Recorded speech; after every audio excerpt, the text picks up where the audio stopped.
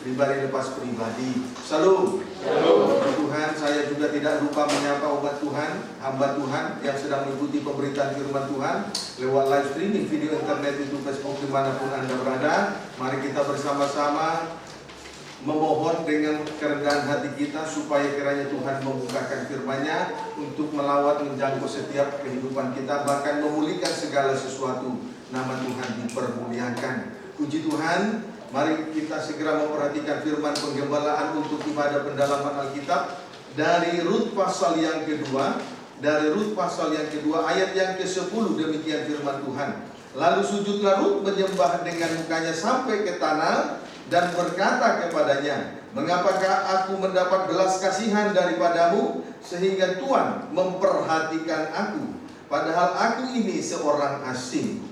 Kalimat yang harus kita perhatikan dari ayat ini ialah lalu sujudlah Rut menyembah dengan mukanya sampai ke tanah. Dalam hal ini Rut menunjukkan suatu sikap yang baik setelah ia mendapat jaminan dan bekal dari Boaz, sesuai dengan ayat 8 sampai dengan ayat 9. Saudaraku, sujud menyembah dengan mukanya sampai ke tanah adalah tanda A. Ketundukan Rut, B. Kedewasaan Rut. Puji Tuhan. Kita akan memperhatikan, kita akan memeriksa secara khusus tentang kedewasaan Rut. Tentang kedewasaan Rut. Dewasa artinya telah meninggalkan sikap kanak-kanak atau telah akil balik. Dewasa artinya telah meninggalkan sikap kanak-kanak atau telah akil balik. Amin. Lebih jauh kita akan melihat tentang kedewasaan Rut ini di dalam 1 Korintus pasal 13. Langsung saja kita memperhatikan 1 Korintus pasal yang ke-13 ayat yang ke-11, demikian firman Tuhan.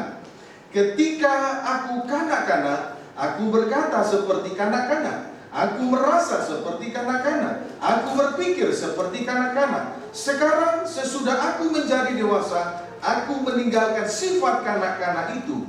Puji Tuhan. Rasul Paulus berkata, sekarang sesudah aku menjadi dewasa, aku meninggalkan sifat kanak-kanak itu. Puji Tuhan. Biarlah kiranya kita semua semakin hari semakin dewasa rohani, karena firman Allah yang sudah kita terima memberi pertumbuhan rohani yang sehat sampai kita semua dewasa rohani, berarti meninggalkan sikap kanak-kanak. Amin, saudaraku. Seharusnya memang demikian. Jangan sampai kita mengikuti Tuhan dari minggu ke minggu, bulan ke bulan, tahun ke tahun, tetapi tidak mencapai kedewasaan rohani. Itu merupakan kerohanian jalan di tempat atau kerohanian yang kerdil. Itu merugikan waktu, tenaga, pikiran yang sudah terbuang begitu sia-sia saja. Tetapi saya berdoa sebagai seorang gembala sidang, berdoa kepada sidang jemaat yang saya layani ini, supaya kita mendapatkan supaya kita boleh mengalami pertumbuhan rohani sampai kita betul-betul dewasa rohani, berarti meninggalkan sifat kanak-kanak. Amin, saudaraku. Puji Tuhan. Haleluya. Sifat kanak-kanak yang dimaksud: A. Berkata-kata seperti kanak-kanak, B. Merasa seperti kanak-kanak, C. Berpikir seperti kanak-kanak. Contoh berkata-kata seperti kanak-kanak. Contoh berkata-kata seperti kanak-kanak itu bisa kita lihat di dalam 1 Korintus 13 ayat 1, demikian firman Tuhan. "Sekalipun aku dapat berkata-kata dengan semua bahasa manusia dan bahasa malaikat, tetapi jika aku tidak mempunyai kasih, aku sama dengan gong yang berkumandang dan canang yang gemerincing." Saudaraku, dapat berkata-kata. Sekalipun hamba Tuhan itu dapat berkata-kata dengan semua bahasa manusia dan bahasa malaikat, tetapi jika ia tidak mempunyai kasih, sama dengan gong yang berkumandang dan canang yang gemerincing. Amin. Saudaraku, kalau gong dan canang dipukul, maka tentu akan mengeluarkan bunyi atau suara. Amin. Kemudian kalau dipukul lagi, akan tetap mengeluarkan bunyi atau suara yang sama. Tidak akan mengeluarkan bunyi atau suara yang berbeda-beda. Mengapa demikian? Karena gong maupun canang, kedua-duanya adalah alat musik yang tidak berjiwa. Amin, saudaraku. Mengapa demikian? Mengapa demikian? Karena gong dan canang kedua-duanya adalah alat musik yang tidak berjiwa. Puji Tuhan. Amin, saudaraku. Kalau binatang tidak disebut jiwa, tetapi manusia disebut jiwa. Amin, saudaraku. Puji Tuhan. Kiranya dapat dipahami dengan baik. Itulah perbedaan antara binatang dan manusia. Binatang tidak disebut jiwa, tetapi manusia disebut jiwa. Jiwa itu harus dibawa kepada Tuhan, sehingga kehidupan kita harus seperti pengalaman kematian dan kebangkitan. Itu irama kita dalam mengikuti Tuhan. Naik dan turun, mati dan bangkit. Amin, saudaraku. Puji Tuhan, itu irama yang harus didengar oleh Tuhan. Itu bunyi yang berbeda-beda. Amin, saudaraku. Puji Tuhan. Saudaraku, tadi saya ulangi mengapa demikian, karena gong maupun canang keduanya adalah alat musik yang tidak berjiwa. 1 Korintus 14 ayat 6 sampai 7.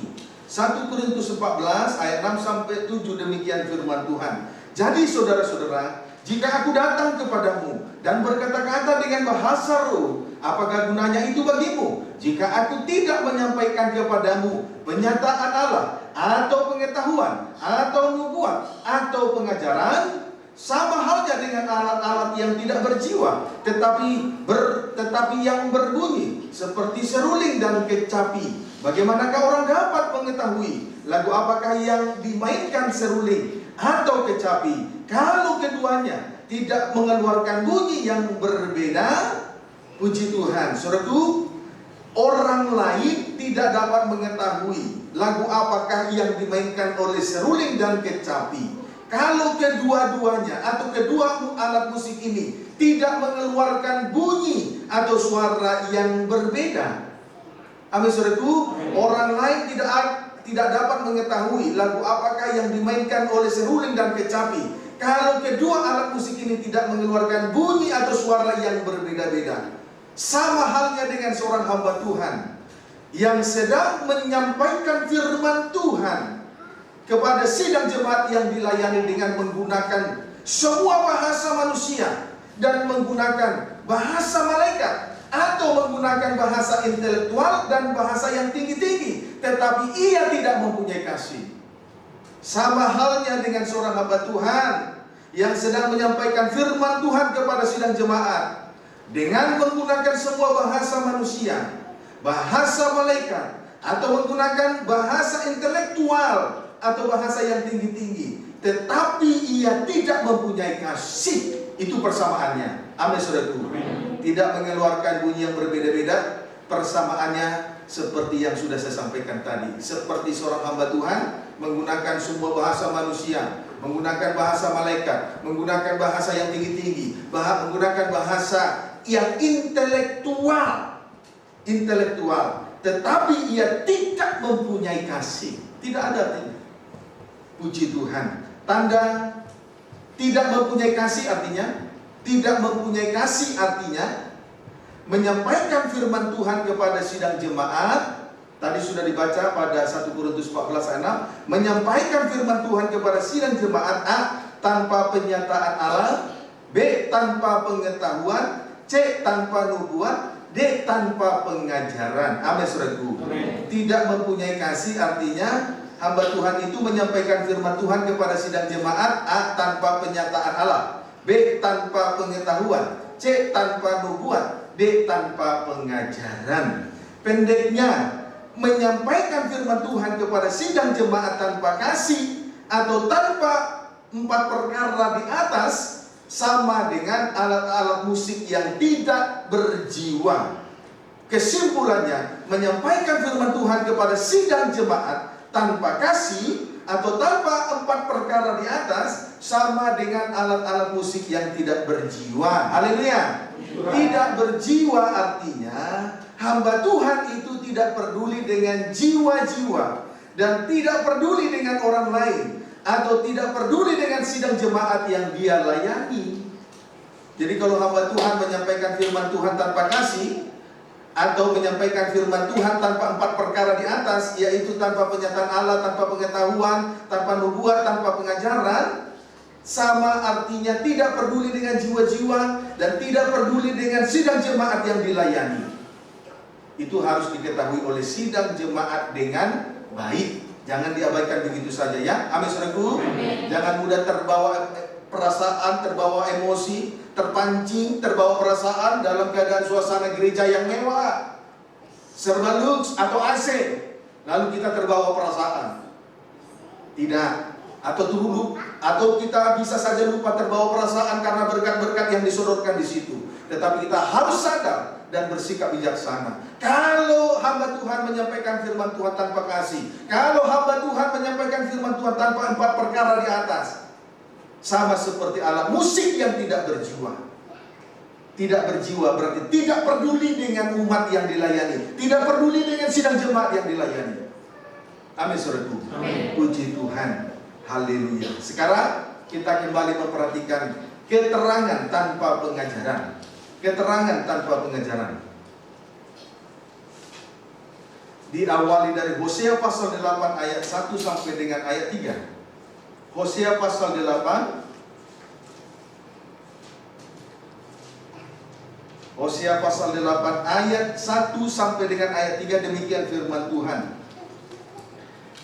Judulnya, perikopnya, keruntuhan Israel sebagai akibat kedurhakaannya. Ayat 1. Tiuplah sangkakala, serangan laksana Raja Wali atas rumah Tuhan. Oleh karena mereka telah melangkahi perjanjianku dan telah mendurhaka terhadap pengajaranku. Kepadaku mereka berseru-seru, ya Allahku, kami Israel mengenal Engkau. Israel telah menolak yang baik, biarlah musuh mengejar dia. Puji Tuhan. Bangsa Israel melangkahi perjanjian Tuhan dan mendurhaka terhadap pengajaran Tuhan. Bangsa Israel melangkahi perjanjian Tuhan dan mendurhaka terhadap pengajaran Tuhan. Sejauh ini kita telah menerima pengajaran firman. Lewat firman pengajaran mempelai dalam terangnya tabernakel. Jangan kita sekali-kali mendurhaka terhadap pengajaran firman Allah lewat pengajaran firman pengajaran mempelai dalam terangnya tabernakel. Sebab mengandung resiko. Pengajaran mempelai ini sungguh besar dan mulia. Besar dan mulia, murni dan benar, untuk membawa kita menjadi tubuh mempelai dan kelak berada dalam perjamuan kawinan dan domba sebagai sasaran akhir dari ibadah pelayanan kita di atas muka bumi ini. Amin. Puji Tuhan. Haleluya. Jadi sekali lagi di sini kita melihat bangsa Israel melangkahi perjanjian Tuhan atau mendurhaka terhadap pengajaran Tuhan. Akibatnya, Tuhan tidak mendengar seruan mereka. Akibatnya, Tuhan tidak mendengarkan seruan mereka. Jadi sekalipun mereka berseru memohon kepada Tuhan, saudaraku, Tuhan tetap tidak mendengarkan doa dan permohonan mereka. Puji Tuhan. Banyak orang Kristen menggerut ngomel karena doanya tidak didengar oleh Tuhan. Dia tidak tahu bahwa sesungguhnya dia sudah terlebih dahulu mendurhaka terhadap pengajaran firman. Apalagi banyak juga saya lihat orang Kristen, para orang tua, setelah melihat anaknya tidak berhasil, anaknya nakal, anaknya nakal, bebas, pergaulannya bebas. Di situ seringkali saya lihat orang tua menyalahi Tuhan dan berkata, apa salahku Tuhan? Apa yang saya perbuat Tuhan? Dia salah. Dia mendurhaka dengan pengajaran. Dia mendurhaka dengan pengajaran sehingga doanya tidak didengar Tuhan. Dia salahkan Tuhan padahal dia mendurhaka dengan pengajaran firman. Nanti setelah anaknya gagal, nanti anaknya setelah masuk dalam pergaulan yang tidak baik, barulah dia salahkan Tuhan. Padahal dia sendiri menolak pengajaran. Dia tidak membawa anaknya untuk menerima pengajaran. Ini kesalahan dari seorang orang tua. Kalau tidak mendidik anak-anaknya dibawa kepada pengajaran, ini kesalahan orang tua, siapapun dia. Puji Tuhan. Amin saudaraku. Amin. Haleluya. Kiranya dapat dipahami dengan baik. Nah, saudara, di dalam Amsal 28 ayat 9, itu sebabnya di dalam Amsal 28 ayat 9, di situ dikatakan, siapa memalingkan telinganya untuk tidak mendengarkan hukum, juga doanya adalah kekejian. Tidak mau dengar firman, tetapi mau menaikkan doa, permohonan, permintaan, itu kekejian bagi Tuhan. Dapat dipahami saudaraku? B, diserahkan kepada musuh atau seizin, diserahkan kepada musuh atas seizin Tuhan. Tadi mendurhaka terhadap pengajaran firman, akibatnya Tuhan tidak mendengar seruan mereka. Mereka diserahkan kepada musuh atas seizin Tuhan. Diserahkan kepada musuh atas seizin Tuhan. Ada dua musuh abadi, saudaraku. Ada dua musuh abadi, yaitu satu, daging dengan segala hawa nafsunya, yaitu keinginan-keinginan yang jahat.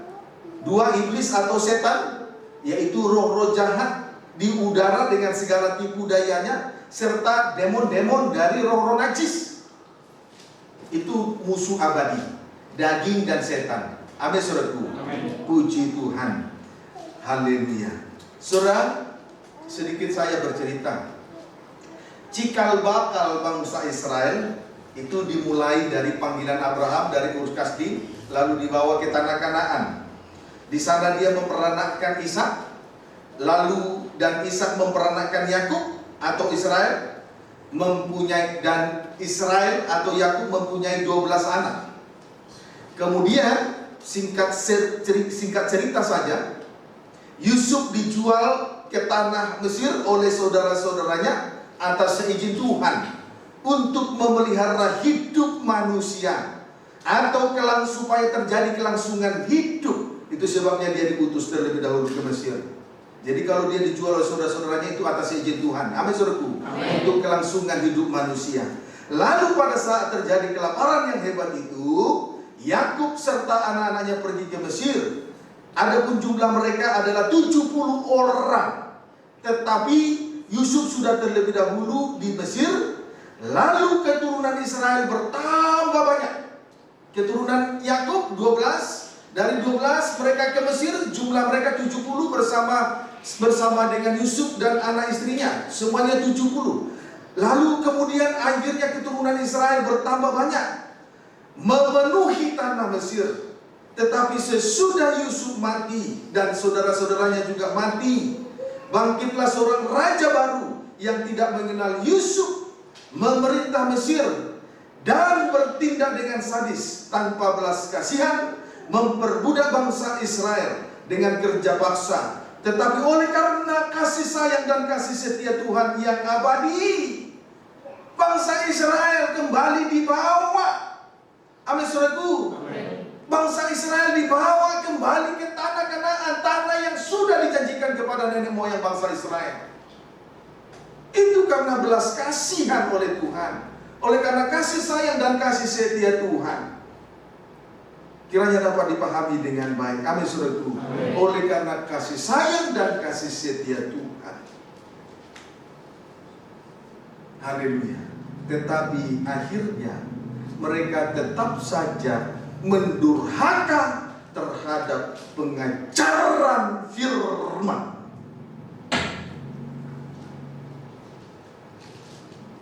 Dapat dipahami saudaraku. Akhirnya mereka mendurhaka terhadap pengajaran firman. Mari kita melihat Ulangan pasal yang ke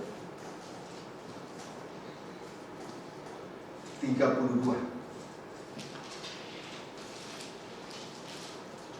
Ulangan pasal 32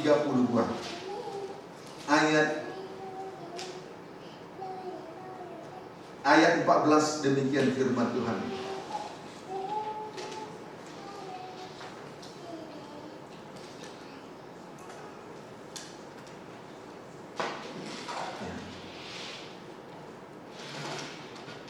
Jadi saya ulangi dulu ya sebelum kita membaca ulangan.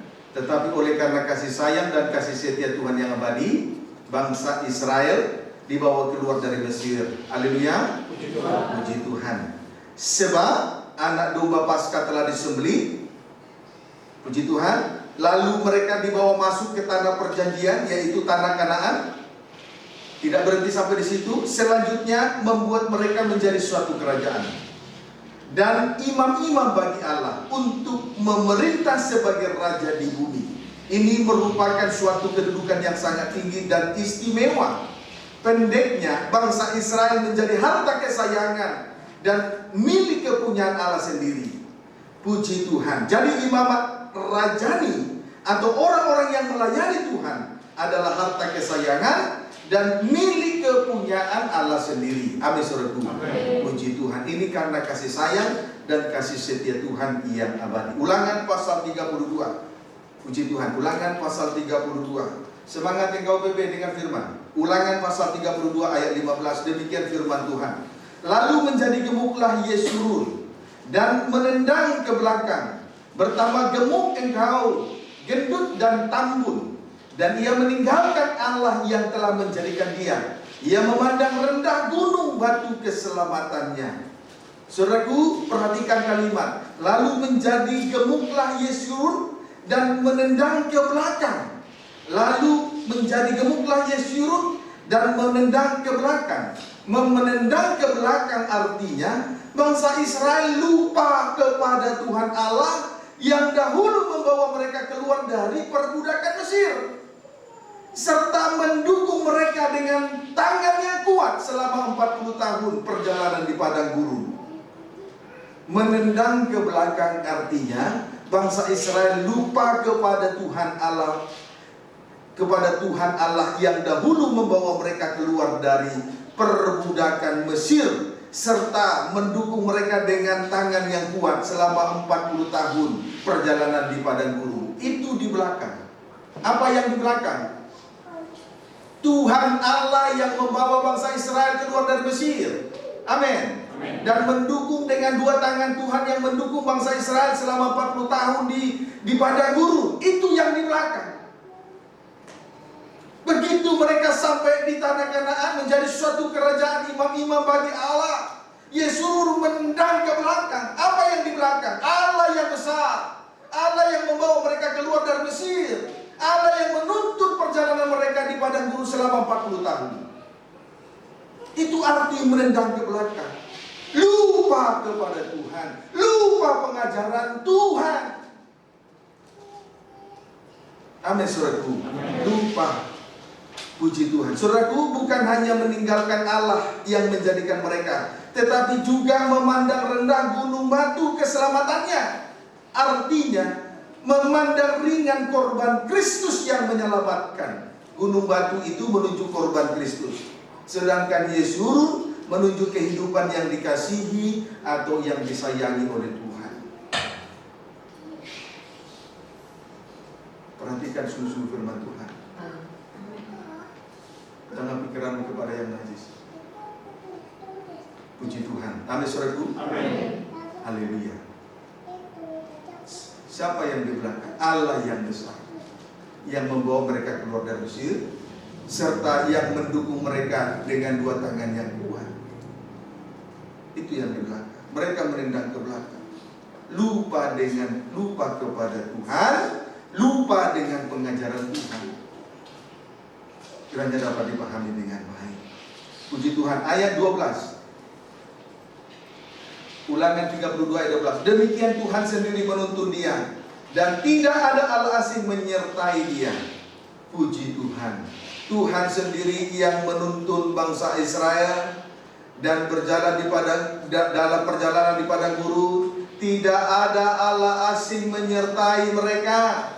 Bukan berhala yang membawa mereka dekat kepada Tuhan, tetapi dua tangan Tuhan. Amin, saudaraku. Bukan karena kedudukan jabatan yang tinggi, bukan karena harta kekayaan uang yang banyak dan pendidikan yang tinggi yang membawa Israel datang kepada Tuhan, yang membawa kita datang kepada Tuhan, tetapi dua tangan Tuhan yang kuat. Tapi kita suka lupa dengan pengajaran Tuhan, menendang ke belakang seperti Yesurun Kiranya dapat dipahami dengan baik. Amin saudaraku. Ayat 16 sampai 17. Demikian firman Tuhan. Mereka membangkitkan cemburunya dengan Allah asing. Mereka menimbulkan sakit hatinya dengan dewa kekejian. Mereka mempersembahkan korban kepada roh jahat yang bukan Allah, kepada Allah yang tidak mereka kenal, Allah baru yang belum lama timbul, yang kepadanya nenek moyangmu tidak gentar. Puji Tuhan. Namun pada akhirnya bangsa Israel jatuh pada penyembahan berhala. Dengan demikian membangkitkan cemburunya dan menimbulkan sakit hati Tuhan. Amin. Dapat diikuti? Amin. Puji Tuhan. Haleluya. Namun pada akhirnya bangsa Israel jatuh pada penyembahan berhala. Dengan demikian membangkitkan cemburunya dan menimbulkan sakit hati Tuhan. Kemudian pada saat mereka menyembah berhala, mereka mempersembahkan korban. Titik 2, kepada roh jahat yang bukan Allah. Kemudian kepada Allah yang tidak mereka kenal. Kemudian pada saat mereka menyembah berhala, mereka mempersembahkan korban kepada roh-roh jahat yang bukan Allah. Puji Tuhan. Saudaraku, roh jahat itu bisa menghabisi kantong kita sampai kering loh, saudaraku. Perbuatan jahat bisa menghabisi keuangan kita. Hati-hati, saudara. Bisa menghabisi keuangan kita. Puji Tuhan. Perbuatan jahat bisa menghabisi keuangan anak-anak Tuhan. Hati-hati. Amin, saudaraku. Amin. Itu roh-roh jahat. Kemudian kepada Allah yang tidak mereka kenal. Mereka mempersembahkan korban kepada Allah yang tidak mereka kenal. Saudara, perhatikan baik-baik. Segala kenikmatan yang diperoleh dari dunia tidak dapat menolong, tidak dapat memberi jalan keluar, tidak dapat memperhatikan, tidak dapat menyelesaikan masalah-masalah yang kita hadapi. Dia tidak mengerti, berarti tidak mengenal kita. Sebaliknya, kita pun tidak mengenal dia sebetulnya. Tapi anehnya, manusia banyak berusaha untuk menikmati kenikmatan yang berasal dari dunia itu. Padahal kenikmatan itu tidak mengerti kita, tidak dapat menolong kita, tidak dapat menyelesaikan masalah kita dalam saat kita bermasalah.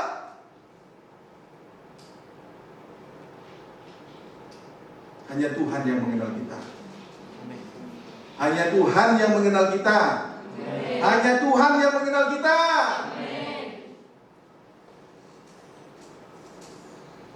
Sekalipun dunia ini memberi kenikmatan, dia tidak dapat memberi jalan keluar dari setiap permasalahan. Dia tidak dapat menyelesaikan masalah yang kita hadapi. Berarti dia mengerti, berarti kenikmatan tidak mengerti kita. Dia tidak mengenal kita. Sebaliknya, kita tidak mengenal dia. Kita mengasihi kepada yang tidak mengenal, berarti tidak mengenal. Amin. Amin. Puji Tuhan. Kiranya dapat dipahami dengan baik. Begitu bodohnya kehidupan orang Kristen. Puji Tuhan. Haleluya. Tetapi sayangnya bangsa Israel mempersembahkan korban kepada kedua hal di atas tadi. Amin, saudaraku. Kepada roh jahat, kepada Allah yang tidak mereka kenal. Puji Tuhan. Menyedihkan ya. Betul-betul membuat hati Tuhan susah ya. Amin, saudara. Ayat 18. Gunung batu yang memperanakkan engkau telah kau lalaikan, dan telah kau lupakan Allah yang melahirkan engkau. Saudaraku, bangsa Israel mengabaikan gunung batu yang memperanakkan mereka. Di sini dikatakan bangsa Israel mengabaikan gunung batu yang memperanakkan mereka. Gunung batu menunjuk korban Kristus. Saudara, ketika Yesus mati di atas kayu salib, lambungnya ditumbak, segera mengalir keluar darah dan air. Darah dan air adalah tanda kelahiran baru. Amin, saudaraku. Amin. Puji Tuhan. Mereka betul-betul gunung batu yang memperanakkan kau telah kau lalaikan. Betul-betul melalaikan gunung batu. Gunung batu menunjuk korban Kristus. Ketika Yesus mati di atas kayu salib, lambungnya ditombak, lalu segera mengalir keluar darah dan air. Darah dan air adalah tanda kelahiran baru. Mereka melalaikan gunung batu yang melahirkan mereka. Puji Tuhan. Tidak berhenti sampai di situ. Kemudian bangsa Israel melupakan Allah yang melahirkan mereka. Bangsa Israel melupakan Allah yang melahirkan mereka. Ketika bangsa Israel melintasi laut Teberau, mereka telah dibaptis. Itu merupakan gambaran dan bayangan dari baptisan. Amin. Sama dengan dilahirkan kembali menjadi ciptaan baru. Baptisan air itu menunjuk pengalaman kematian dan kebangkitan Yesus Kristus. Amin. Berarti mati dan bangkit, berarti mati terhadap dosa dan kehidupan yang lama untuk bangkit dengan hidup yang baru. Itu baptisan air. Tetapi sekalipun demikian, mereka melupakan Tuhan yang melahirkan, yang memperanakkan mereka. Kiranya dapat dipahami dengan baik. Ulangan 32 ayat 19 sampai 20. Demikian firman Tuhan. Ketika Tuhan melihat hal itu, maka ia menolak mereka, karena ia sakit hati oleh anak-anaknya lelaki dan perempuan. Ia berfirman, aku hendak menyembunyikan wajahku terhadap mereka dan melihat bagaimana kesudahan mereka, sebab mereka itu suatu angkatan yang bengkok, anak-anak yang tidak mempunyai kesetiaan. Puji Tuhan. Ketika Allah melihat hal itu, maka ia menolak mereka dan menyembunyikan wajahnya terhadap mereka. Ketika Tuhan melihat tingkah laku bangsa Israel, Allah menolak mereka dan Allah menyembunyikan wajahnya terhadap mereka. Persis seperti Hosea 8 ayat 2 sampai ayat 3 tadi. Amin, saudaraku. Jadi Ulangan pasal 32 ayat 19 sampai 20 sama dengan Hosea 8 ayat 2 sampai dengan ayat 3. Di situ dikatakan Tuhan tidak mendengarkan seruan mereka, kemudian mereka diserahkan kepada musuh. Di sini ditolak, kemudian di dalam Ulangan 32 ayat 19 sampai 20, karena Tuhan melihat tingkah laku mereka, Tuhan menolak mereka, kemudian Tuhan menyembunyikan wajahnya. Jadi sama dengan Hosea pasal 8 ayat 2 sampai 3, sebab di dalam Hosea, sebab di situ dikatakan Tuhan tidak mendengar seruan mereka, kemudian mereka diserahkan kepada musuh. Sama.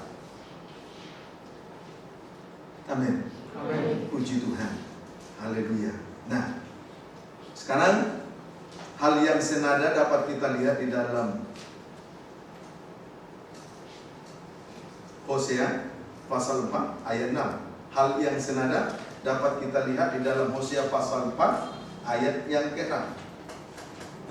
Hosea pasal 4 ayat yang ke-6, demikian firman Tuhan. Umatku binasa karena tidak mengenal Allah, karena engkaulah yang menolak pengenalan itu. Maka aku menolak engkau menjadi imamku, dan karena engkau melupakan pengajaran Allahmu, maka aku juga akan melupakan anak-anakmu. Allah berfirman, umatku binasa karena tidak mengenal Allah. Allah berfirman, umatku binasa karena tidak mengenal Allah. Amin. Pertanyaannya, mengapa umat Allah tidak mengenal Allah? Pertanyaannya, mengapa umat Allah tidak mengenal Allah? Jawabnya, karena mereka menolak pengenalan itu. Jawabnya, karena mereka menolak pengenalan itu. Sama artinya menolak atau melupakan pengajaran Allah mereka. Menolak pengenalan terhadap Allah sama dengan menolak dan melupakan pengajaran Allah. Dari mana kita mengenal Allah? Apa dengan pengertian manusia? Apa karena ilmu pendidikan yang kita tempuh selama ini sampai kepada perguruan tinggi? Tidak. Kita mengenal Allah karena kita sudah menerima pengajaran Tuhan. Tetapi di sini umat Tuhan binasa. Allah berfirman, umatku binasa karena tidak mengenal Allah. Pertanyaannya, mengapa umat Allah tidak mengenal Allah? Jawabnya, karena mereka menolak pengenalan itu. Sama artinya menolak atau melupakan pengajaran Allah mereka. Amin, saudaraku. Puji Tuhan. Jadi pendidikan yang kita tempuh setinggi apapun tidak akan memberi pengertian untuk kita boleh mengenal Allah. Kita boleh mengenal Allah karena kita menerima pengajaran dari Allah. Amin, saudaraku. Karena mereka menolak pengajaran Allah, akibatnya ada dua. Jangan ngantuk. Akibatnya ada dua, yaitu yang pertama, ditolak menjadi imam Tuhan. Mereka ditolak menjadi imam Tuhan atau tidak diakui untuk melayani Tuhan. Amin, saudaraku. Akibatnya ada dua. Kalau kita menolak pengenalan akan Tuhan atau menolak pengajaran firman Tuhan, akibatnya ada dua. Yang pertama, ditolak menjadi imam Tuhan atau tidak diakui untuk melayani Tuhan. Jadi orang, maka perhatikan semua, bukan hanya si PP. Saudara ada di tempat ini melayani Tuhan, tapi saudara tidak menerima pengajaran di tempat ini, melainkan menerima pengajaran di tempat lain. Sama artinya engkau tidak layak melayani di tempat ini. Jadi menolak pengajaran Tuhan, akibatnya ia ditolak menjadi imam Tuhan, tidak diakui untuk melayani Tuhan. Dapat dipahami, saudara? Dapat dipahami? Tidak diakui untuk melayani Tuhan. Kiranya dapat dipahami dengan baik. Saudara, di atas tadi, di muka tadi saya sudah katakan, saya sudah sampaikan, darah anak domba Paskah telah melepaskan bangsa Israel dari perbudakan Mesir. Selanjutnya, mereka dibawa ke tanah Kanaan, tanah perjanjian, serta membuat mereka menjadi suatu kerajaan, menjadi imam-imam bagi Allah. Tujuannya untuk memerintah sebagai raja di bumi. Puji Tuhan. Pendeknya, bangsa Israel menjadi harta kesayangan Tuhan dan menjadi milik kepunyaan Allah sendiri. Tetapi kenyataannya Tuhan menolak mereka sebagai imam Tuhan.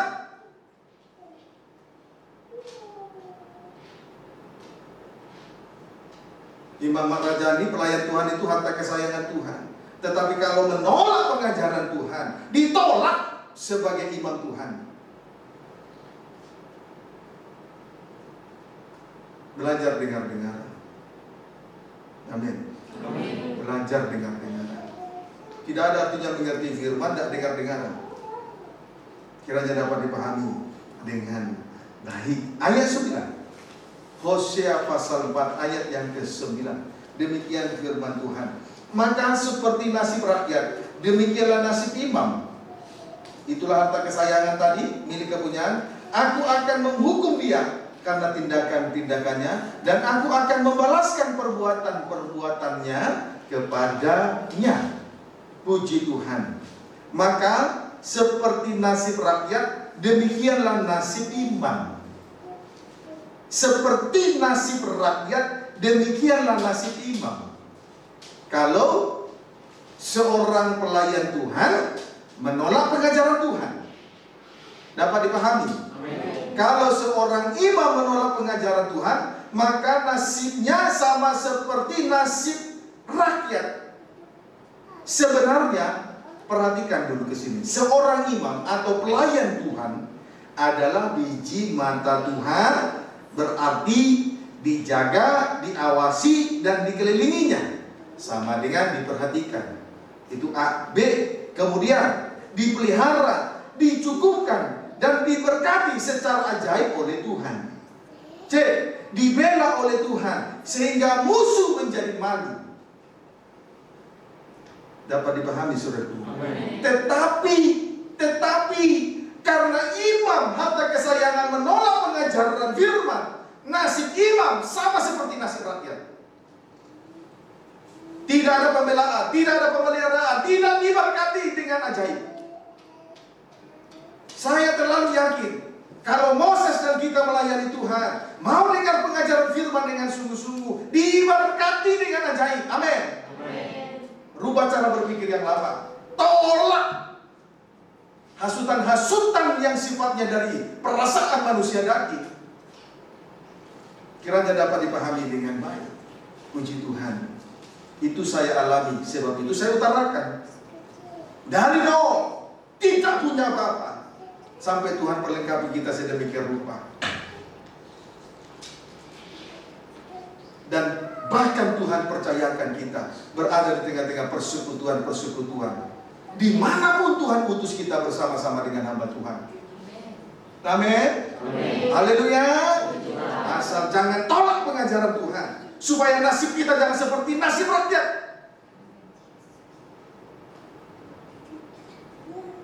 Puji Tuhan. Haleluya. Tetapi karena mereka menolak pengajaran, nasib mereka menjadi sama seperti nasib rakyat. Ayo, perhatikan, cermati dengan sungguh-sungguh, jangan diabaikan begitu saja. Haleluya. Itu doa saya, supaya kita semua diberkati sebagai imam pelayan Tuhan. Jangan ikuti pikiran perasaan manusia daging. Ikuti cara Tuhan, dengar pengajaran. Haleluya. Puji Tuhan. Nah, yang kedua, ya, tadi Tuhan menolak toh sebagai yang kedua, Tuhan melupakan mereka sampai kepada anak-anak mereka. Tuhan melupakan mereka sampai kepada anak-anak mereka. Puji Tuhan. Boleh kita baca dulu ya, sebelum kita lihat yang kedua ini. Hosea pasal 4 ayat 6. Umatku binasa karena tidak mengenal Allah, karena engkaulah yang menolak pengenalan itu, maka aku menolak engkau menjadi imamku. Itu yang pertama. Yang kedua, karena engkau melupakan pengajaran Allahmu, maka aku juga akan melupakan anak-anakmu. Yang kedua, Tuhan melupakan mereka sampai kepada anak-anak mereka. Jadi kalau ayah orang tua menolak pengajaran, maka anak-anaknya juga, maka Tuhan akan melupakan dia sampai anak-anaknya, bahkan sampai anak cucunya. Jadi semua harus mencermati dengan sungguh-sungguh. Sebagai orang tua, berlaku bijaksana, perhatikan pengajaran, jangan turuti hawa nafsu daging dan kenajisan. Supaya jangan Tuhan melupakan kita sebagai orang tua, supaya Tuhan jangan melupakan anak-anak cucu kita. Keleleran tidak jelas di mana-mana.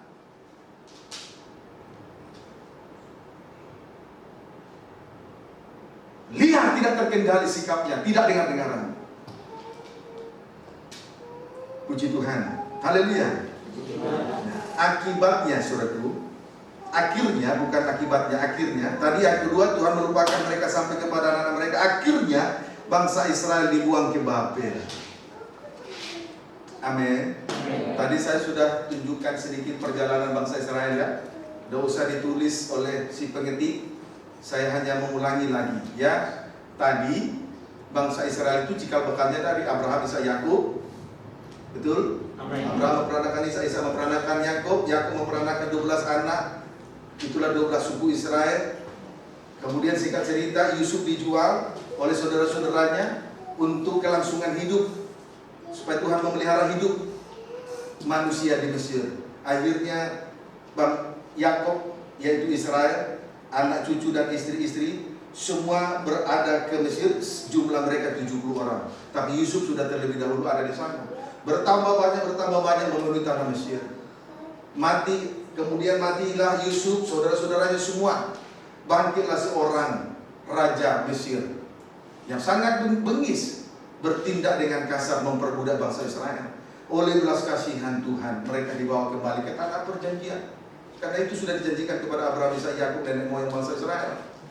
Amin, saudara itu. Amin. Tetapi saudara, Yesus menendang ke belakang, tidak mau berubah.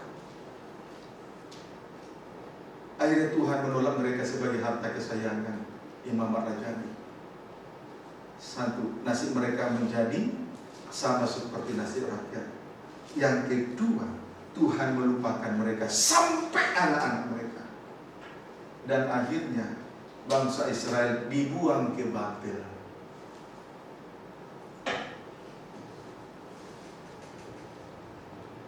Karena mereka tidak berhenti untuk menolak pengajaran Tuhan. tidak berhenti menolak pengenalan akan Tuhan. Kalau kita sudah menerima penginjilan, percaya, bertobat, dibaptis, lanjutkan, terima pengajaran untuk mendewasakan kehidupan kita. Jangan ditolak. Sama artinya menolak pengenalan akan Tuhan. Haleluya. Puji Tuhan. Nah, akhirnya bangsa Israel dibuang ke Babel, jatuh, dengan kata lain jatuh ke dalam dosa yang paling dibenci oleh Tuhan, yaitu dosa kenajisan. Adapun bangsa Israel berada di dalam pembuangan Babel selama 70 masa atau 70 tahun. Puji Tuhan. Amin, saudaraku. Ciri-ciri menolak pengajaran Tuhan. Ciri-ciri menolak pengenalan atau menolak pengajaran firman Tuhan. Hosea pasal 8 ayat 4. Hosea pasal 8 ayat yang keempat, demikian firman Tuhan. Mereka telah mengangkat raja, tetapi tanpa persetujuanku. Mereka mengangkat pemuka, tetapi dengan tidak setahuku. Dari emas dan peraknya mereka membuat berhala-berhala bagi dirinya sendiri, sehingga mereka dilenyapkan. Mereka mengangkat raja, tetapi tanpa persetujuan Tuhan. Mengangkat pemuka tanpa setahu Tuhan. Dari emas dan perak mereka membuat berhala-berhala. Kalimat ini dibagi atas A. Mengangkat raja tanpa persetujuanku dan mengangkat pemuka tanpa setahuku. B. Dari emas dan perak mereka membuat berhala-berhala. Ini pembagian dua kalimat ya. Amin. Jadi kalimat pada Hosea 8 ayat yang keempat dibagi atas A. Mengangkat raja tanpa persetujuanku atau mengangkat pemuka tanpa setahuku. B. Dari emas dan perak mereka membuat berhala-berhala. Mari kita mengikuti arti rohani kedua hal di atas. Mari kita mengikuti arti rohani kedua hal di atas. A. Mengangkat raja dan pemuka tanpa persetujuan Tuhan, artinya atau menunjukkan bahwa bangsa Israel tidak dengar-dengaran kepada Tuhan. Kalau dengar-dengaran, maka mereka terlebih dahulu mendengar Tuhan, menerima persetujuan restu dari Tuhan, barulah mereka mengerjakannya. Sama seperti Rut, berbanding terbalik dengan sikap Rut. Kalau kita perhatikan sikap Rut terhadap Naomi, sebelum dia berada di ladang Boaz, terlebih dahulu dia menerima doa dan restu dari Naomi, barulah dia berada di ladang Boaz. Boaz rohani, itulah Tuhan Yesus Kristus Sang Penebus. Tetapi di sini kita melihat mereka mengangkat raja dan pemuka tanpa persetujuan Tuhan, menunjukkan bahwa bangsa Israel tidak dengar-dengaran kepada Tuhan. Saudara, orang yang tidak dengar-dengaran adalah orang yang suka mendahului kehendak Tuhan. Kalau tidak dengar-dengaran, suka mendahului kehendak Tuhan. Belum mendengar kehendak Tuhan, mereka sudah melakukan sesuatu, berarti mendahului kehendak Tuhan. Itu orang yang tidak dengar-dengaran. Kalau seseorang tidak memiliki roh dengar-dengaran, suka mendahului kehendak Tuhan. Sebanyak apapun pekerjaan yang kita kerjakan, seberat apapun pekerjaan yang kita kerjakan, sekalipun itu untuk Tuhan, kalau tidak dengar-dengaran, tidak ada artinya. Sia-sia semua pengorbanan. Ukuran keberhasilan bukan karena pekerjaan yang banyak. Ukuran keberhasilan bukan karena kita berkorban banyak. Ukuran keberhasilan adalah dengar-dengaran kepada Tuhan. Kalau ukuran keberhasilan dari hasil usaha, kalau ukuran keberhasilan dari karena kekuatan kita, nanti satu dengan yang lain saling unjuk gigi, unjuk dada, unjuk kemampuan, tidak ada damai sejahtera di dalamnya. Tetapi keberhasilan dari seorang imam, kalau ia dengar-dengaran, memiliki roh dengar-dengaran, suka mendahului kehendak Tuhan, tidak menyukakan hati Tuhan. Setelah itu kalau saya bicara, jangan langsung dijawab. Belum selesai, jangan dijawab. Ya, jangan dijawab. Belum selesai. Sekalipun sudah mengerti, perhatikan imam-imam ya, perhatikan. Jangan karena sudah tua umur, lalu tidak mau dengar-dengaran. Perhatikan sungguh-sungguh. Kalau belum selesai bicara, dengar baik-baik. Baru selesai katakan, ya Tuhan Yesus.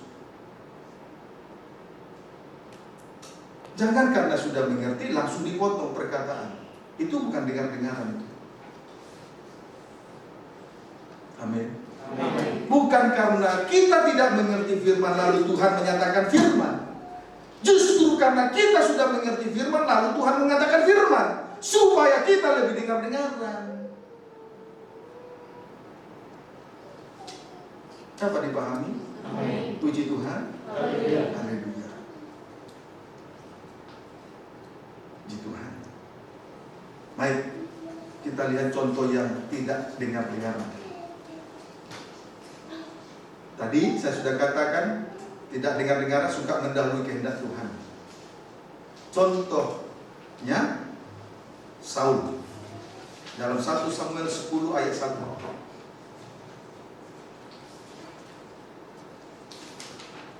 1 Samuel 10 ayat 1, demikian firman Tuhan. Lalu Samuel mengambil buli-buli berisi minyak, dituangkannyalah ke atas kepala Saul, diciumnyalah dia sambil berkata, bukankah Tuhan telah mengurapi engkau menjadi raja atas umatnya Israel? Engkau akan memegang tampuk pemerintahan atas umat Tuhan, dan engkau akan menyelamatkannya dari tangan musuh-musuh di sekitarnya. Inilah tandanya bagimu bahwa Tuhan telah mengurapi engkau menjadi raja atas miliknya sendiri. Puji Tuhan. Saul diurapi untuk menjadi raja atas Israel. Tujuannya untuk menyelamatkan bangsa Israel dari tangan musuh di sekitarnya. Amin, saudaraku. Amin. Tadi bangsa Israel dibawa keluar dari Mesir oleh darah domba Paskah, lalu dibawa masuk ke tanah Kanaan, dan selanjutnya membuat mereka menjadi suatu kerajaan dan imam-imam bagi Allah. Tujuannya untuk memerintah sebagai raja di bumi, terlepas dari perhambaan dosa. Demikian juga Samuel mengurapi Saul untuk menjadi raja atas Israel. Tujuannya adalah untuk menyelamatkan bangsa Israel dari tangan musuh di sekitarnya. Jadi di sekitar kita ini banyak musuh. Itu pentingnya seorang raja, imamat rajani, untuk menolong orang-orang yang di sekitarnya. Puji Tuhan. Ayat 8. Loncat saja ayat 8. Engkau harus pergi ke Gilgal, mendahului aku, dan camkanlah, aku akan datang kepadamu untuk mempersembahkan korban bakaran dan korban keselamatan. Engkau harus menunggu 7 hari lamanya, sampai aku datang kepadamu dan memberitahukan kepadamu apa yang harus kau lakukan. Perintah Samuel kepada Saul, supaya Saul terlebih dahulu berada di Gilgal. Berarti Saul harus menunggu selama 7 hari lamanya. Berarti Saul harus menunggu Samuel selama 7 hari lamanya. Sebab Samuel akan mempersembahkan korban bakaran dan korban keselamatan kepada Tuhan. Amin, saudaraku. Puji Tuhan. Untuk mendapatkan petunjuk dari Tuhan di dalam hal menyelamatkan bangsa Israel dari tangan Filistin. Haleluya. Jadi perintah Samuel, saya ulangi, perintah Samuel kepada Saul adalah supaya Saul terlebih dahulu berada di Gilgal. Berarti Saul harus menunggu Samuel 7 hari lamanya. Amin. Amin. Amin, saudaraku. Harus menunggu loh, harus menunggu 7 hari lamanya. Sebab apa? Samuel berkata, aku harus mempersembahkan korban bakaran dan korban keselamatan kepada Tuhan. Tujuannya adalah untuk mendapatkan petunjuk dari Tuhan di dalam hal menyelamatkan bangsa Israel dari tangan Filistin. Nah, ini pernyataan Saul. Sekarang kita akan lihat apakah dia dengar-dengaran. 1 Samuel pasal 13 ayat 5, 8 sampai 10. 1 Samuel 13, di sini prakteknya. 1 Samuel 13 ayat 5, ayat loncat 8-10, demikian firman Tuhan. Adapun orang Filistin, judulnya ketidaktaatan Saul waktu orang Filistin datang menyerang. Ayat 5. Adapun orang Filistin telah berkumpul untuk berperang melawan orang Israel dengan 3.000 kereta, 6.000 orang pasukan berkuda, dan pasukan berjalan kaki sebanyak pasir di tepi laut. Mereka bergerak maju dan berkemah di Mikmas di sebelah timur Bet Awen. 8-10. Ia menunggu 7 hari. Saul menunggu 7 hari lamanya, sampai waktu yang ditentukan Samuel. Tetapi ketika Samuel tidak datang ke Gilgal, mulailah rakyat itu berserak-serak meninggalkan dia. Sebab itu Saul berkata, bawalah kepadaku korban bakaran dan korban keselamatan itu. Lalu ia mempersembahkan korban bakaran. Baru saja ia habis mempersembahkan korban bakaran, maka tampaklah Samuel datang. Saul pergi menyongsongnya untuk memberi salam kepadanya. Di sini kita melihat prakteknya. Tetapi Saul mempersembahkan korban bakaran dan korban keselamatan kepada Tuhan. Berarti dia tidak dengar-dengaran. Amin, saudaraku. Di sini kita melihat korban Saul mempersembahkan korban bakaran dan korban keselamatan kepada Tuhan. Lalu sesudah selesai mempersembahkan korban, tampaklah Samuel datang. Dalam hal ini Saul tidak dengar-dengaran kepada Tuhan. Sebab apa? Ia mendahului kehendak Tuhan. Dia tidak menunggu Samuel sampai 7 hari yang ditetapkan oleh Samuel. Karena yang akan mempersembahkan korban bakaran dan korban keselamatan adalah pekerjaan seorang imam, itulah Nabi Samuel, bukan pekerjaan seorang raja. Jadi kehidupan yang tidak memiliki roh dengar-dengaran suka mendahului kehendak Tuhan. Dapat dipahami saudaraku? Suka mendahului kehendak Tuhan. Hati-hati kan? Hati-hati. Kalau Tuhan sudah kasih peringatan, perintah, hati-hati ya. Jangan menyesal di kemudian hari. Banyak kali di antara kita saya peringatkan, mengabaikan peringatan, rugi sendiri. Puji Tuhan. Apa yang kita mau peroleh di dunia ini, tidak ada apa-apa. Tidak mengenal kita kok. Puji Tuhan. Haleluya. Haleluya. Puji Tuhan. Puji Tuhan. Haleluya. Puji Tuhan. Sekarang ayat 11-12. Tetapi kata Samuel, apa yang telah kau perbuat? Jawab Saul, karena aku melihat rakyat itu berserak-serak meninggalkan aku, dan engkau tidak datang pada waktu yang telah ditentukan. Padahal orang Filistin telah berkumpul di Mikmas. Maka pikirku, sebentar lagi orang Filistin akan menyerang aku di Gilgal. Padahal aku belum memohonkan belas kasihan Tuhan. Sebab itu aku memberanikan diri lalu mempersembahkan korban bakaran. Kalau tidak memiliki roh dengar-dengaran, suka berdalih dan suka mencari alasan ini itu. Om, saya sudah terlalu lama tidak bekerja, jadi bagaimana dong? Om, sudah begini, sudah begitu. Padahal dia yang tidak dengar-dengaran. Soalnya begini, soalnya begitu, habisnya begini, habisnya begitu. Padahal dia lakukan cari alasan, padahal dia karena dia tidak dengar-dengaran saja. Itu Saul. Alasannya kan rakyat sudah tercerai-berai karena melihat musuh.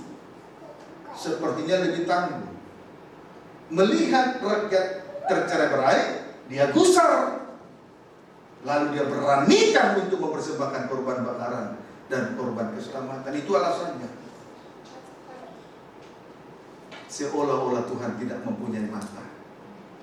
Seolah-olah Tuhan tidak mendengar seruan doa kita. Seolah-olah Tuhan tidak mempunyai tangan untuk mengulurkan dan segera memberi pertolongan. Mengapa kita harus mendahului kehendak Tuhan? Mengapa tidak memiliki roh dengar-dengaran itu? Itulah saya, kehidupan yang payah. Dapat dipahami saudara? Amin. Puji Tuhan. Amin. Puji Tuhan. Nah, kalau tidak memiliki roh dengar-dengaran, kesimpulannya suka berdalih dan mencari suka berdalih dan mencari alasan. B, suka menggunakan pikiran akal manusia, suka menggunakan pikiran dan perasaan manusia daging. Haleluya. Kan perasaannya yang dia gunakan di situ. Betul? Melihat musuh besar, lalu rakyat Israel tercerai-berai, bersembunyi di gua-gua, dia tinggal sendiri. Sesudah itu, karena melihat itu, kemudian dia menggunakan perasaan. Lalu dia persembahkan korban bakaran, korban keselamatan. Kiranya dapat dipahami dengan baik. Jadi sekali lagi, kesimpulannya, kalau tidak memiliki roh dengar-dengaran, A, suka berdalih dan mencari alasan.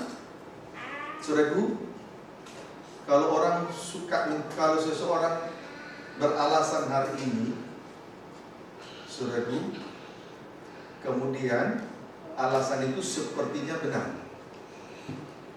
besok setan akan sediakan segudang alasan jauh lebih tepat. Tapi ingat, itu cara setan untuk membuat kita tidak dengar-dengaran. Jangan tutup yang seperti itu. Amin, saudara. Amin. B, suka menggunakan akal pikiran dan perasaan manusia daging. Kalau kita menggunakan perasaan, ya jelas musuh sepertinya jauh lebih besar, karena musuh ada di depan mata, sementara Tuhan tidak kelihatan. Dapat dipahami, saudara? Puji Tuhan. Haleluya. Kiranya dapat dipahami dengan baik ya.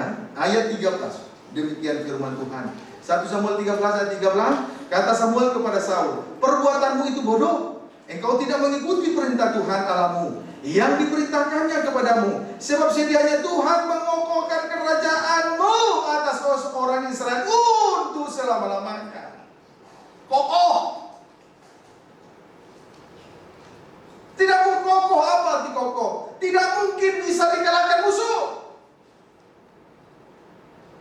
Jadi kalau orang tidak memiliki roh dengar-dengaran, itu suka mendahului kehendak Tuhan. Dan kalau ia suka mendahului kehendak Tuhan, itu merupakan perbuatan bodoh dari payah.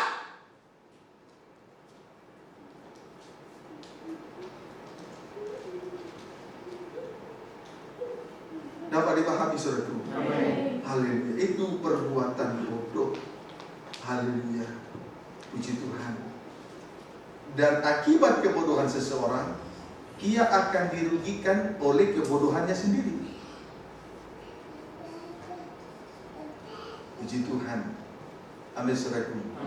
Tuhan memanggil orang bodoh dari dunia ini untuk mempermalukan hikmat dunia ini.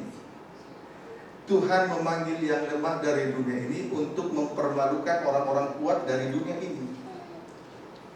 Biarlah kita menjadi bodoh oleh karena hikmat yang datang dari salib.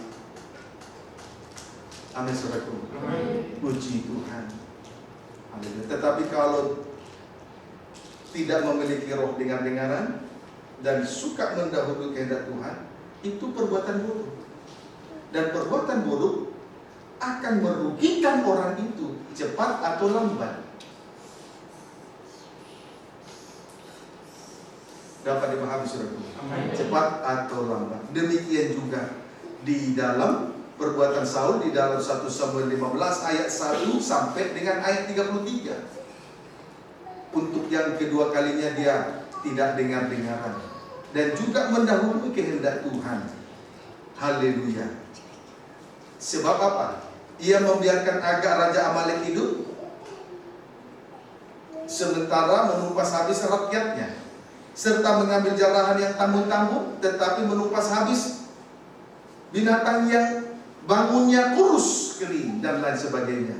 Padahal Tuhan menyuruh Saul untuk menumpas habis Amalek, mulai dari raja dan seluruh rakyat tanpa terkecuali, besar kecil, tua muda, laki-laki, perempuan, sampai kepada anak yang masih disusui. Puji Tuhan. Lalu juga membinasakan habis semua binatang yang ada pada mereka. Sebab Tuhan mau menghapus Amalek dari kolong langit ini. Tuhan mau menghapuskan Amalek dari kolong langit ini. Mengapa Tuhan mau menghapuskan Amalek dari kolong langit? Karena Amalek telah menghalang-halangi perjalanan bangsa Israel di padang gurun. Menghalang-halangi perjalanan bangsa Israel di padang gurun. Sama artinya menghalang-halangi rencana Tuhan. Sama dengan menghalang-halangi rencana penyelamatan. Sama dengan menghalangi jalan salib. Amin, saudaraku. Puji Tuhan. Haleluya. Puji Tuhan. Jadi sementara perjalanan di padang gurun, Amalek menghalangi. Padahal perjalanan bangsa Israel di padang gurun itu rencana Allah di dalam kehidupan bangsa Israel. Menghalangi perjalanan bangsa Israel sama dengan menghalangi penyelamatan, menghalangi jalan salib, menghalangi rencana Allah. Sama. Kiranya dapat dipahami dengan baik. Amin, saudaraku. 1 Samuel 15 ayat 20 sampai 21. 1 Samuel 15 ayat 20 sampai 21, demikian firman Tuhan. Lalu kata Saul kepada Samuel, aku memang mendengarkan suara Tuhan. Nah, ini masih berdalil lagi. Dan mengikuti jalan yang telah disuruh Tuhan kepadaku. Dan aku membawa Agag raja orang Amalek, tetapi orang Amalek itu sendiri telah kutumpas. 21, tetapi rakyat mengambil dari jarahan itu kambing domba dan lembu-lembu yang terbaik dari yang dikhususkan untuk ditumpas itu, untuk mempersembahkan korban kepada Tuhan Allahmu di Gilgal. Puji Tuhan. Kalau sekali lagi saya tandaskan, kalau tidak memiliki roh dengar-dengaran, suka berdalih dan suka mencari alasan. Sekali lagi saya tandaskan, jangan suka mencari alasan. Kalau alasan hari ini selamat, besok setan akan sediakan alasan, segudang alasan jauh lebih tepat dari hari ini. Jangan terkecoh. Amin. Ayat 22. Tetapi jawab Samuel, apakah Tuhan itu berkenan kepada korban bakaran dan korban sembelihan, sama seperti kepada mendengar suara Tuhan? Sesungguhnya mendengarkan lebih baik daripada korban sembelihan, memperhatikan lebih baik daripada lemak domba-domba jantan. Puji Tuhan. Tetapi Samuel berkata kepada Saul, istri pertama, mendengarkan lebih baik daripada korban sembelihan. Strip yang kedua, memperhatikan lebih baik daripada lemak domba-domba jantan. Jadi ketika Saul tidak dengar-dengaran, ia membiarkan Agag hidup.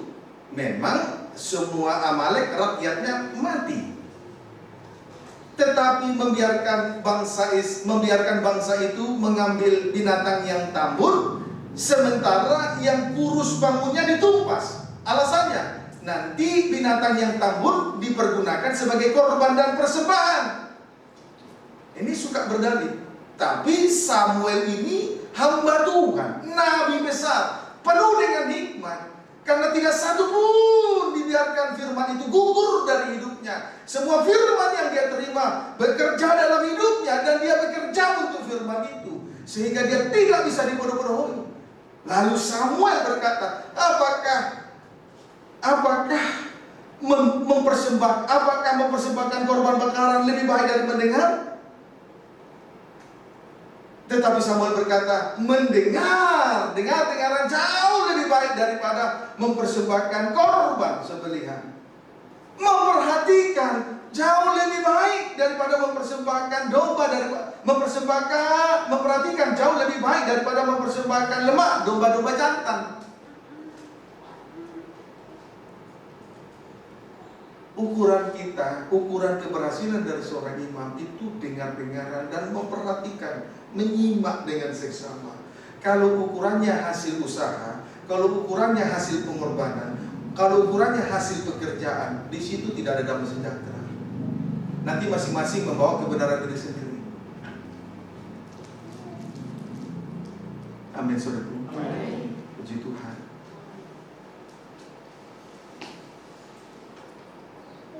Haleluya. Tuhan luruskan kita ya. Mau diluruskan? Amin. Haleluya. Puji Tuhan. Ayat 23. Demikian firman Tuhan 1 Samuel 15 ayat 23. Sebab pendurhakaan adalah sama seperti dosa bertenung, dan kedegilan adalah sama seperti menyembah berhala dan terapim. Perlu untuk diketahui, pendurhakaan atau memberontak terhadap pengajaran firman setara dengan dosa bertenung. Memberontak atau mendurhaka terhadap pengajaran Tuhan setara dengan dosa bertenung. Bertenung artinya mencari petunjuk-petunjuk dari arwah-arwah, atau mencari petunjuk-petunjuk dari yang bukan dari Tuhan. Puji Tuhan. Bukan berarti saya mau mengecilkan yang sekarang lagi hit di televisi.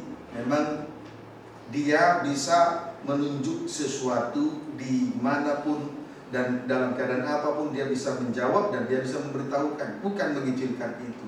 Tetapi kalau dia mencari petunjuk kepada yang bukan Tuhan, tidak beribadah, tidak melayani, jauh dari Tuhan, tapi mencari petunjuk kepada yang bukan dari Tuhan, itu bertenung. Itu dosa bertenung. Amin, saudaraku. Amin. Jadi mendurhaka atau memberontak terhadap pengajaran firman, dosa itu setara dengan bertenung. Jadi kalau kita menolak pengajaran Tuhan, tidak dengar-dengaran terhadap pengajaran Tuhan, jangan saudara berkata, jangan saudara merasa bahwa dosa lebih besar, orang yang berdukun dosanya lebih besar dari dosa kita. Sama. Ingat ya, kalau tidak dengar-dengaran terhadap pengajaran firman, dosanya sama seperti orang yang berdukun.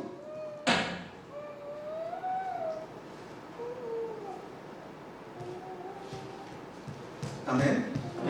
Puji Tuhan. Kiranya dapat dipahami dengan baik. Kemudian kedegilan atau kekerasan hati setara dengan dosa penyembahan berhala. Berhala artinya segala sesuatu yang melebihi dari Tuhan. Puji Tuhan. Haleluya. Tadi di atas tadi dari emas dan perak mereka membuat berhala. Puji Tuhan. Haleluya. Dapat dipahami saudaraku? Amin. Haleluya. Nah sekarang dampak negatif menolak pengajaran Tuhan. Hosea 8 ayat 7. Hosea 8 agak dipercepat kita ini. Hosea 8 ayat yang ke-7. Demikian firman Tuhan. Hosea 8 ayat 7. Sebab mereka menabur angin, maka mereka akan menuai puting beliung. Gandum yang belum menguning tidak ada pada mereka. Tumbuh-tumbuhan tidak menghasilkan tepung. Dan jika memberi hasil, maka orang-orang lain menelannya. Puji Tuhan. Saudaraku, bangsa Israel menabur angin. Di sini kita melihat Tuhan sendiri berkata bahwa bangsa Israel menabur angin, maka mereka akan menuai puting beliung. Mengapa Tuhan mengatakan bahwa mereka menabur angin? Karena mereka menolak pengajaran firman Tuhan, yaitu gandum yang belum menguning tidak ada pada mereka, dan tumbuh-tumbuhan itu tidak menghasilkan tepung. Puji Tuhan. Berarti menolak pengajaran Tuhan. Gandum yang belum menguning. Gandum yang belum menguning. Sebelum dituai, sebelum menguning, gandum itu terlebih dahulu pengajaran itu kita terlebih dahulu kita nikmati. Kalau sudah dinikmati, dia berproses lalu menguning, siap dituai. Tapi kenyataannya gandum yang belum menguning tidak ada pada mereka. Pengajaran firman tidak bekerja dalam kehidupan mereka. Amin, saudaraku. Kemudian tumbuh-tumbuhan itu tidak menghasilkan tepung. Tepung itu menuju pengajaran firman. nanti diolah menjadi roti tidak beragi. Puji Tuhan. Ayat 8. Israel sudah ditelan. Sekarang mereka itu ada di antara bangsa-bangsa seperti barang yang tidak disukai orang. Seperti barang yang tidak disukai orang. Pada akhirnya bangsa Israel menjadi seharga dengan barang rongsokan di antara bangsa-bangsa, sama dengan tidak berharga. Pada akhirnya bangsa Israel menjadi seharga dengan barang rongsokan di antara bangsa-bangsa, sama dengan tidak berharga. Saya jadi teringat waktu bangsa Israel meminta raja dari Tuhan, meminta seorang raja. Karena itu hati Samuel agak panas, tetapi Tuhan berkata, bukan engkau yang ditolak, saya yang tolak. Sebab itu penuhi permintaan mereka. Lalu setelah melalui undian yang begitu panjang, ditemukanlah satu suku. Setelah melalui undian-undian, ditemukan satu suku, itulah suku Benyamin. Lalu dari suku Benyamin ini, dari satu suku ini, disaring, ditemukanlah satu bani. Itu temukanlah bani, satu bani, itulah bani dari Saul itu sendiri. Dari bani ini disaring, ketemulah Saul. Tetapi ketika Saul hendak diurapi, dia sedang bersembunyi di barang-barang. Tidak percaya diri untuk menjadi seorang raja. Dia lebih percaya diri terhadap barang rongsokan.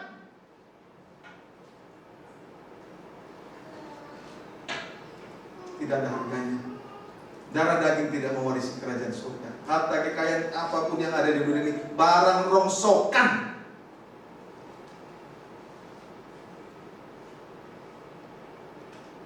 Jadinya begitu kalau menolak pengajaran Tuhan, menolak pengenalan Tuhan. Kalau hanya berkat-berkat, ya itu barang rongsokan. Kalau khotbah soal berkat-berkat, itu barang rongsokan. Amin. Puji Tuhan. Kiranya dapat dipahami dengan baik. Ayat 11-12. Suku Efraim telah memperbanyak mezbah-mezbah itu, menjadikan mereka berdosa.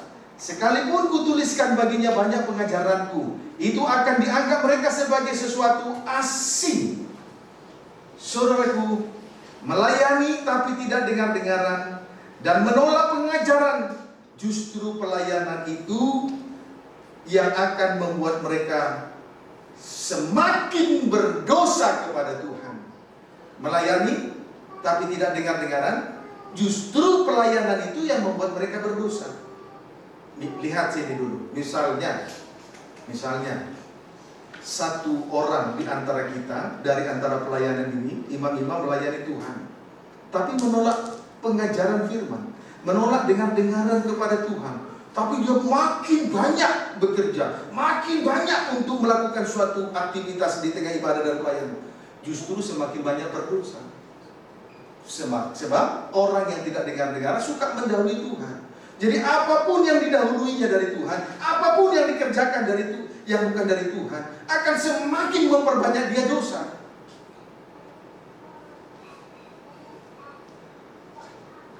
Hati-hati ya.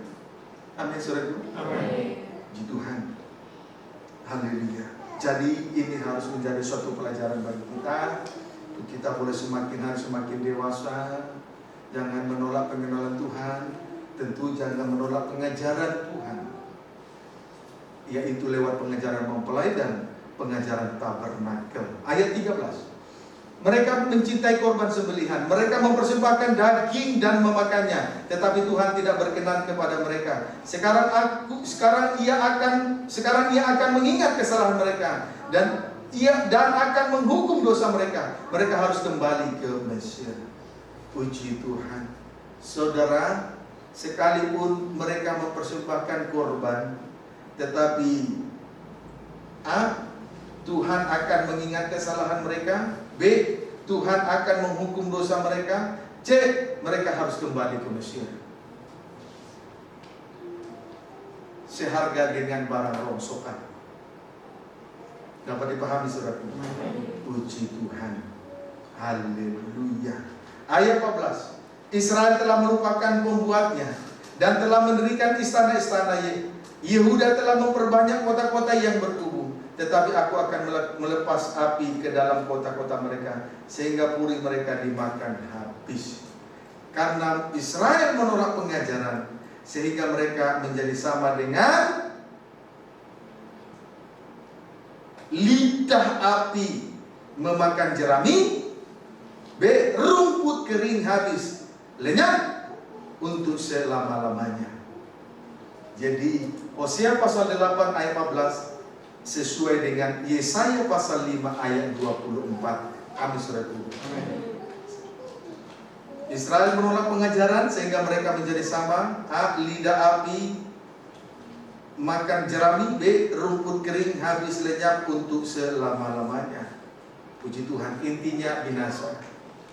Menolak pengajaran firman, menolak pengenalan Tuhan, akhirnya menuju kepada kebinasaan. Puji Tuhan.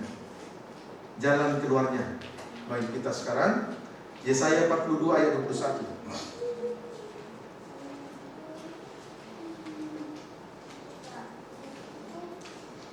Yesaya 42 ayat 21 sampai 22 dan 24. Demikian firman Tuhan. Tuhan telah berkenan demi penyelamatannya untuk memberi pengajarannya yang besar dan mulia. Namun mereka suatu bangsa yang dijarah dan dirampok. Mereka semua terjebak dalam geronggang-geronggang dan disembunyikan dalam rumah-rumah penjara. Mereka telah menjadi jarahan dan tidak ada yang melepaskan, menjadi rampasan dan tidak ada yang berkata kembalikanlah. Ayat 24 langsung.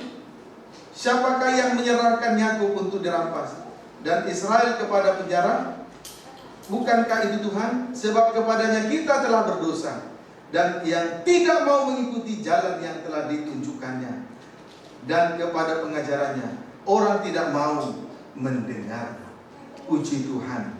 Saudaraku, Tuhan memberi pengajaran yang besar dan mulia untuk menyelamatkan umatnya. Amin saudaraku. Namun mereka menjadi jarahan dan tidak ada yang melepaskan, menjadi rampasan dan tidak ada yang berkata kembalikanlah. Pendeknya tidak mendapat pertolongan. Mengapa? Sebab mereka tidak mau mengikuti jalan yang ditujukan Tuhan, dan mereka menolak pengajaran firman.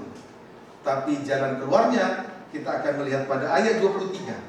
Siapakah di antara kamu yang mau memasang telinga kepada hal ini, yang mau memperhatikan dan mendengarkannya untuk masa yang kemudian? Jalan keluarnya, kita harus menerima pengajaran firman demi masa depan. Amin saudaraku. Demi masa depan. Syaratnya Yesaya pasal 2 ayat 2 sampai 3. Yesaya pasal 2 ayat 2 sampai 3. Demikian firman Tuhan.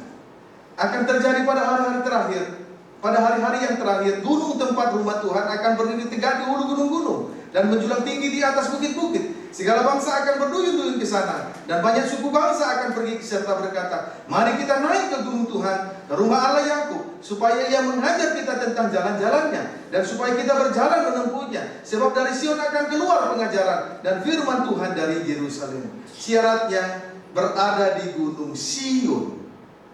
Amin saudaraku. Menerima pengajaran firman demi masa depan. Syaratnya berada di gunung Sion. Sebab dari Sion keluar pengajaran. Amin saudaraku. Sebab dari Sion keluar pengajaran. Sion itu menunjuk puncak gunung yang paling tertinggi. Sion menunjuk puncak gunung yang paling tertinggi. Sesuai dengan Wahyu pasal 21 ayat, digambarkan di dalam Wahyu pasal 21 ayat 9 sampai 11. Disebut di situ gunung yang besar, gunung Sion itu disebut gunung yang besar lagi tinggi. Amin saudaraku. Gunung Sion, ada gunung yang lebih tinggi dari semua gunung. Puji Tuhan. Gambarannya itulah Wahyu pasal 21 ayat 9 sampai 11. Di mana gunung Sion disebut pengantin perempuan mempelai anak domba. disebut gunung yang besar lagi tinggi. Jadi pengantin perempuan mempelai anak domba disebut gunung yang besar lagi tinggi. Tetapi perlu untuk diketahui juga Golgota adalah gunung yang tinggi lagi besar. Berarti salib di Golgota akan membawa kita untuk sampai kepada Gunung Sion. Dari kasih karunia yang satu sampai kita dibawa kepada kasih karunia yang lain, terus sampai kepada puncak yang tertinggi. Itulah Gunung Sion. Amin, saudaraku. Kegunaan pengajaran. Tadi dari Sion keluar pengajar. Sekarang kegunaan pengajaran. Mengajar kita tentang jalan-jalan Tuhan. Kegunaan dari pengajaran. Mengajar kita tentang jalan-jalan Tuhan. Saudaraku, jalan-jalan Tuhan itu jelas, saudaraku, menanggung penderitaan yang tidak harus ia tanggung. Untuk itulah kita mengikuti contoh teladan kita. Yesus telah meninggalkan teladan bagi kita supaya kita mengikuti teladannya itu. Kita dipanggil untuk mengikuti contoh teladannya itu, yaitu menanggung penderitaan yang tidak harus ia tanggung. Sesuai dengan 1 Petrus 1 ayat 19 sampai dengan ayat 23. Puji Tuhan. Amin, saudaraku. Haleluya. Roma 6 ayat 17.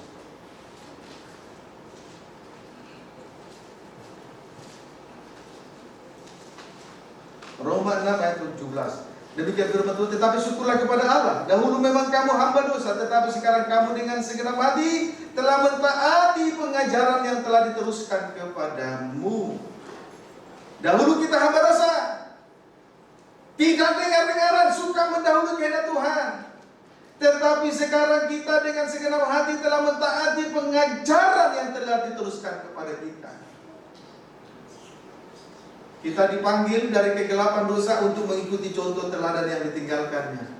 Berarti mengikuti jejak-jejak yang ditinggalkannya. Tapak-tapak kaki Yesus kita ikuti dengan tepat, dengan benar. Tapak yang penuh dengan darah itu kita ikuti dengan tepat, dengan benar. Maka dosa rontok pada saat itu juga. Dosa rontok pada saat itu juga. Kekhawatiran rontok pada saat itu juga. Apa saja yang tidak berkenan rontok pada saat itu juga. Dahulu hamba dosa, tetapi sekarang kita mentaati pengajaran karena mengikuti jejak atau tapak-tapak kaki Yesus yang berdarah itu. Puji Tuhan. Amin, saudaraku. Kalau hanya bicara soal berkat di tengah ibadah pelayanan, dia belum mengenal Tuhan. Jangan tolak pengajaran firman supaya kita mengenal Tuhan Yesus. Dia kepala gereja mempelai pria surga. Amin, saudaraku. Puji Tuhan. Haleluya. Nah, sekarang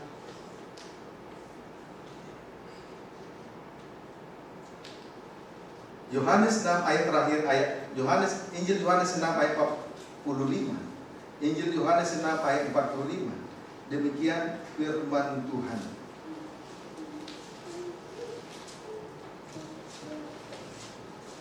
Injil Yohanes 6 ayat 45, demikian firman Tuhan. Ada tertulis dalam kitab nabi-nabi, dan mereka semua akan diajar oleh Allah, dan setiap orang yang telah mendengar dan menerima pengajaran dari Bapa datang kepadaku. Puji Tuhan. Kita datang kepada Tuhan Yesus Kristus, kepala gereja mempelai pria surga, karena kita mau menerima pengajaran firman dengan baik dan benar. Harta, kekayaan, uang yang banyak tidak membawa kita dekat kepada Tuhan. Tetapi yang membawa kita dekat kepada Tuhan adalah dua tangan Tuhan, bukan berhala. Amin, saudaraku. Jangan kita terkecoh dengan berkat-berkat lahiriah. Tuhan Yesus memberkati kita semua.